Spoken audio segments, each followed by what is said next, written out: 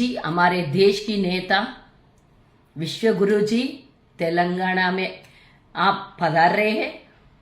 आपको तीन ही सवाल हमारे तेलंगाना 4 करोड़ जन से అందరూ రేపు అడగాల్సినటువంటి ప్రశ్న, అందరూ కూడా స్టేటస్లో పెట్టుకోవాల్సిన ప్రశ్న.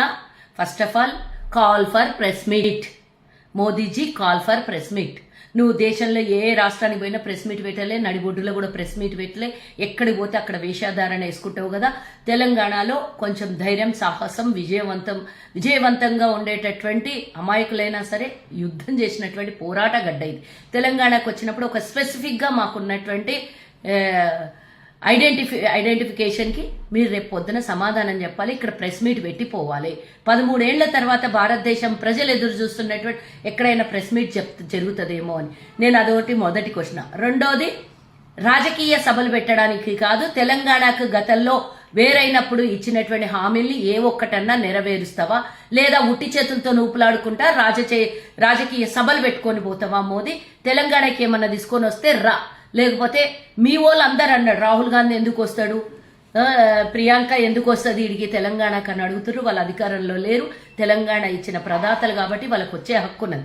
కానీ మోదీ తెలంగాణను విమర్శించాడు కాబట్టి కనీసం తెలంగాణకి ఏమైనా బాగు చేసే లక్షణాలు ఉంటే తెలంగాణకు వస్తూ ఉట్టి చేతులతోని ఇట్లిట్లా బాయ్ బాయ్ హాయ్ హాయ్ అంటావు చూడు, అట్లా అనకుండా దోషిడి నిండా తెలంగాణకు వరాలు తీసుకొనిరా, తెలంగాణకి ఏమైనా డబ్బులు పట్టుకునిరా మోదీ. మూడో ప్రశ్న, బేటీ బచావ్ బేటీ పడావ్. బండి సంజయ్ కొడుకు చేసినటువంటి అసభ్యకరమైనటువంటి వ్యవస్థలో ఈరోజు తెలంగాణ కాదు యావత్ భారతదేశం ఈరోజు ఆయన కొడుకుది సోషల్ మీడియాలో చూస్తుర్రు. మరి దానికి నువ్వు వేదిక మీద ఏం సమాధానం చెప్తావు? నువ్వు వచ్చేటప్పుడు తెలంగాణకు వచ్చేటప్పుడు హిందూ మహిళల గురించి, హిందువుల గురించి మాట్లాడతావు కదా. మరి ఏదైతే బండి సంజయ్ కొడుకు ఎవరైతే అమ్మాయి అన్యాయం ఏందంటుందో ఆ అమ్మాయి హిందూ అమ్మాయి కాబట్టి మీరు గతంలో ఉత్తరప్రదేశ్లో కానీ ఢిల్లీలో కానీ ఇంకో చోట కానీ ఆడపిల్లని చంపేసి భూమిలో బాతి పెడితే కూడా దిక్కు దివాణా లేదు కదా. ఈ కేసు కూడా అట్లనే మూసుకొని పోతుందా?